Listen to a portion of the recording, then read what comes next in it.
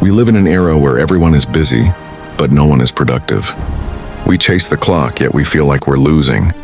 Our phones are buzzing, our minds are racing, and the weight of not having enough time is crushing our souls. Meet a man just like you, successful on paper but dying inside from the pressure of 1,000 tasks.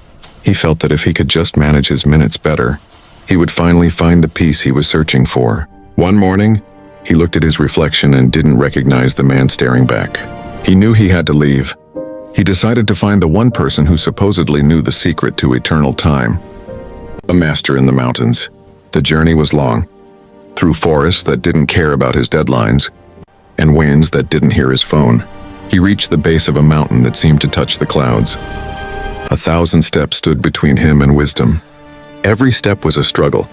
Every step was a reminder of the heavy baggage he was carrying in his mind.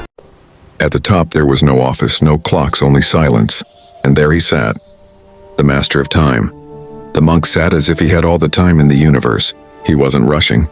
He was simply being. The young man fell to his knees. "Master, teach me. I have no time. My life is a mess of tasks and stress." The monk opened his eyes. They weren't the eyes of a busy man. They were as deep and calm as the ocean. "Sit," the monk whispered. He led the man to a simple wooden table under the shade of a blooming tree. Under the shade of a blooming tree. The monk placed an empty glass jar on the table. "This," he said, "is your life. It has a limit. Just like this jar." He reached for a pile of large, smooth stones. "These are the most important things in your existence." One by one, he placed them in. Your health, your family, your soul's purpose, the things that truly matter. He filled it to the top. "Is the jar full?" he asked. The student looked and nodded. "Yes, it is full." The monk smiled. He then took a bowl of small pebbles and poured them in, shaking the jar gently. The pebbles rolled into the open spaces. "These are your other responsibilities. Your job, your house, your car. Is it full now?" the monk asked again.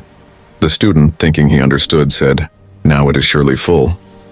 But the monk reached for a bag of fine golden sand. He began to pour it into the jar. The sand filled every tiny crack, every microscopic space between the stones and the pebbles. "This sand," the monk said, "represents the small things.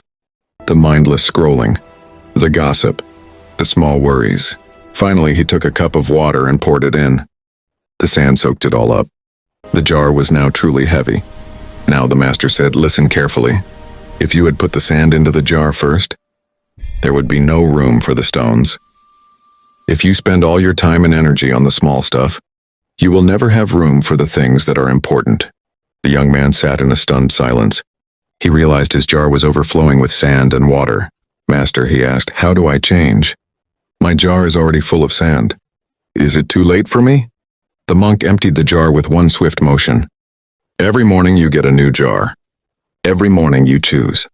Put your big stones in first. The rest is just sand. It will fit if it's meant to, or it will fall away." The man spent the night at the temple. He didn't check his phone. He watched the stars for the first time in years. He realized that time management isn't about doing more. It's about being more of who you are meant to be. The next morning he descended the mountain. He walked slower. He breathed deeper. He was in no rush. Back in the city, the chaos was the same, but the man was different.